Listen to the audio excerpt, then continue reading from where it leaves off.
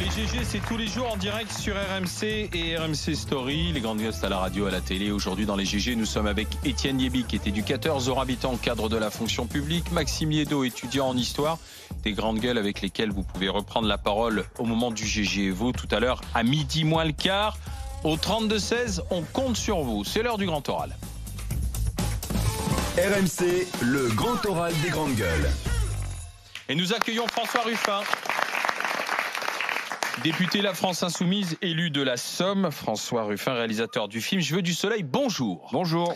Le film sort demain. On se souvient de Merci Patron, qui avait reçu le César du meilleur film documentaire en 2017. Je veux du soleil, c'est le film des Gilets jaunes ?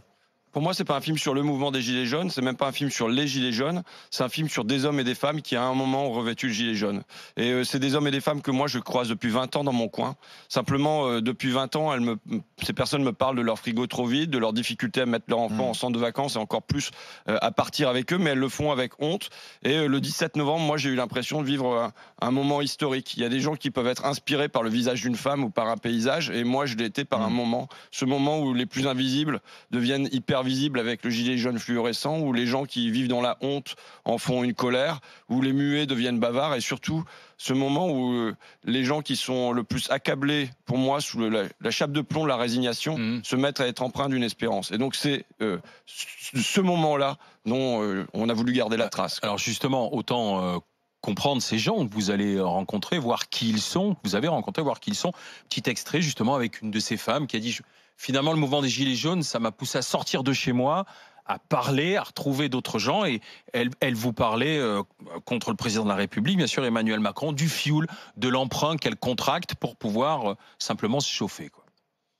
On avait vraiment envie de lui expliquer notre vie, nos fins de mois, nos complications avec des prêts, avec ceci, avec cela, et qu'on n'en pouvait plus. Vous avez fait des prêts à la consommation ? Le fioul, beaucoup sur le fioul. Chaque fois, je devais faire remplir ma cuve de fioul. Parce que pour économiser, on ne peut pas économiser. Une fois qu'on décompte tout ce qu'on a, on ne peut plus. Vous en avez pour combien de remplir votre cuve à fioul ? Je fais des prêts de 500 €. Parfois 700, quand j'arrive à mettre 800 litres. Et je fais jamais plein. Voilà, donc témoignage. Il y a comme ça une succession de témoignages de personnes qui racontent leurs galères, leurs misères, Corinne, leurs Karine, difficultés. Loïc, Kamel, Khaled. Mais quelle est moi j'ai eu du mal à comprendre la finalité de ça. Alors il y a une série de témoignages, c'est très touchant parce qu'effectivement c'est des gens qui galèrent, qui ont des difficultés. Alors c'est pas bien comment d'ailleurs ce qui s'est passé avant, ce qui se passera après, c'est des moments instantanés que vous prenez. Mais quelle est la finalité en fait de votre documentaire ? Vous savez déjà, quand vous avez ces personnes qui sont invisibles à l'Assemblée nationale, parce que aucune de ces personnes n'accède à la parole publique, qui sont invisibles dans les ministères, qui sont invisibles pour le président de la République, et qui sont invisibles assez largement dans les médias. Une étude du CSA montrait que 88% du temps dans les informations était consacré au CSP+, et donc il reste 12% pour les chômeurs, les retraités, les ouvriers, les employés, pour la vaste majorité du pays. Déjà, ne serait-ce que ouvrir une brèche sur cette réalité-là, c'est déjà une finalité en soi. Moi, je viens pas faire un tract dans le film.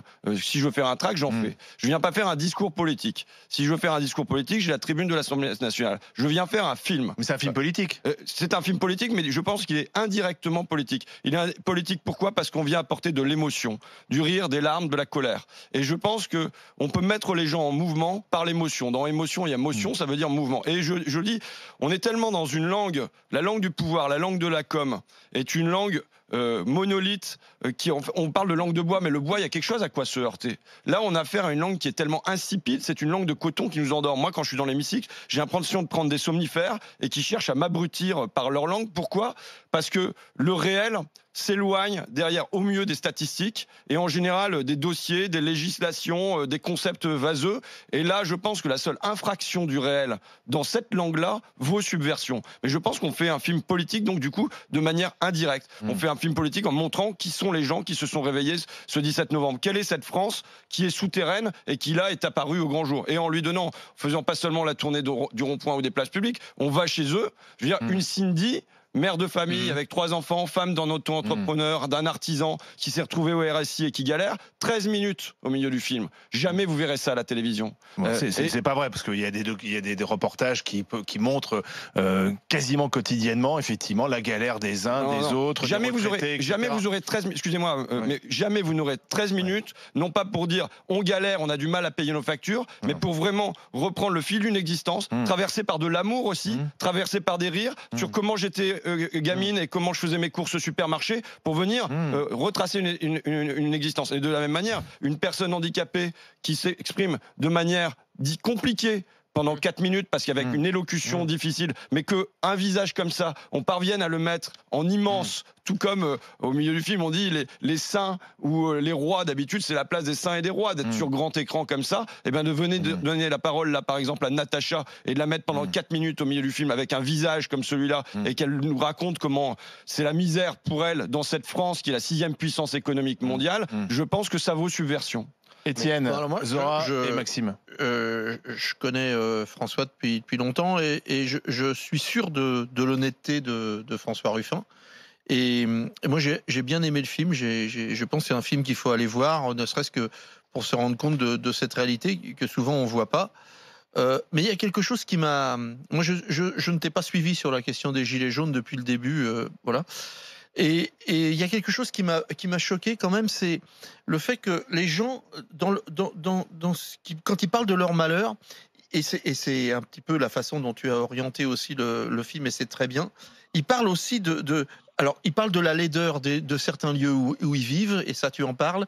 Ils parlent aussi de cette transformation des villages qui, peu à peu, a fait perdre le cœur de village, et avec ce supermarché qui s'est ouvert. Mais en réalité, ça... C'est une politique, ce sont des politiques locales, ce sont des gens qui ont voté pour des maires, ce sont les maires qui ont pris ces décisions débiles de vouloir mettre des supermarchés, de vider les centres-villes. Il y a même eu des théories qui ont été défendues par des économistes en disant le supermarché va nous sauver du chômage, etc.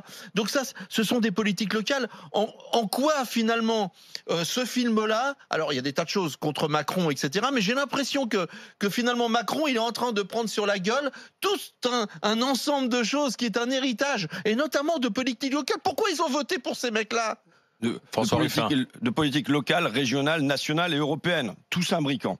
Donc allant tout dans le sens d'une même idéologie, qui est celle du marché, qui est celle de la concurrence, qui est celle de la compétitivité, qui fait que se désagrègent les liens. Ce qu'on voit dans le film, c'est un désir de lien. Et pour moi, le rond-point, j'aime le rond-point parce que c'est le lieu où se retisse le lien. Et me dire que le pouvoir détruit avec des bulldozers et des forces mobiles les lieux où se retisse le lien, les lieux où il y a les cabanes des pauvres. Illégale aussi. Pardon ? Il y a de l'occupation illégale. Oui, aussi. mais il y a la loi. l'occupation illégale d'un rond-point, c'est pas d'une gravité considérable. Si c'est le lieu où les c'est la gens loi. se rassemblent, moi je Il y suis a eu beaucoup plus malheureusement, humaniste. c'est pas plusieurs victimes. C'est pas de l'effet, tu vois bien. Je veux dire, les politiques locales qui ont détruit les villages, c'est quand même pas Enfin, un Ruffin. fait politique Attends, Étienne, national. Si, bah bien sûr que si. Le choix d'implanter, de laisser implanter des dizaines de milliers, des centaines de milliers de mètres carrés de supermarchés, ça a été le choix d'une politique nationale. La France est la championne des hypermarchés parce qu'il y a une politique nationale. Il y a même une alliance, on va dire, pour faire vite, entre le Parti socialiste et la grande distribution. Parce que l'industrie, traditionnellement, elle était plutôt à droite, et il y a eu un jeu mené par la gauche socialiste au début des années 80, mais la France était déjà un pays des hypermarchés avant. Même les ronds-points sont quelque chose de très politique, puisqu'on sait que le rond-point était un lieu de corruption. Quand s'installait un supermarché, on versait un pot de vin en faisant construire un rond-point devant. Donc il est évident que tout ça, c'est l'imbrication de grandes politiques. Ironie du sort. Voilà, il y a une espèce de retournement aussi, le retournement de ce qui est de plus moche et qui devient beau parce que c'est habité par des cabanes, par des arcs de triomphe, par des tours Eiffel et ainsi de suite. Donc moi je pense que là, on est dans un moment de contestation d'une orientation générale. Macron prend tout sur la tronche. Macron prend tout sur la tronche parce qu'il a choisi aussi la centralisation du pouvoir, qui est déjà effective dans la 5e République, mais qui l'aggrave, parce qu'il y a ajouté une arrogance évidente avec toutes ces petites phrases, les gens qui ne sont rien, vous n'avez qu'à traverser la rue. Donc c'est évident que Macron se prend tout dans la tronche. Mais maintenant, c'est le désaveu de, en effet, 30 ans de politique, et les gens veulent autre chose. Moi je crois que l'expression, c'est un mouvement qui peut se lire avec des couches comme ça. Le gasoil, le social, le désir de démocratie, l'orgueil d'un peuple, mais aussi en dessous. Oui, mais vous faites ça, c'est là où ça devient une interprétation. Vous récupérez en quelque sorte, et dans ma bouche, c'est pas forcément péjoratif. Vous récupérez un mouvement qui est difficile à définir, le mouvement des gilets jaunes. C'est quoi un gilet jaune? C'est très difficile. Les gilets jaunes, c'est des gens très différents les uns des autres. Au départ, c'est parti d'une jacquerie fiscale, d'un ras-le-bol de la taxe carbone, plus de 80 km/h qui touchait les automobilistes qui vivent dans des endroits où on peut pas faire autrement que de prendre sa bagnole. Et derrière, vous avez quand même vous et d'autres de la France insoumise, et finalement de l'autre côté, le Rassemblement national également, et aussi les communistes. Ça fait chacun a voulu récupérer ce mouvement de contestation parce que c'était un mouvement de contestation contre le pouvoir en place. Non, je suis pas du tout d'accord. Un gilet jaune, il y a des gilets jaunes qui pensent pas du tout ce que vous êtes en train de raconter. Soit maintenant, il y a un fédérateur. Le fédérateur est par exemple Macron d'émission qu'on a retrouvé sur tous les ronds-points. Oui, mais on n'a pas entendu Mélenchon président ni Marine Le Pen président. Le fédérateur, c'est le rejet du politique. Et je ne l'ai jamais dit. Je n'ai jamais dit ça.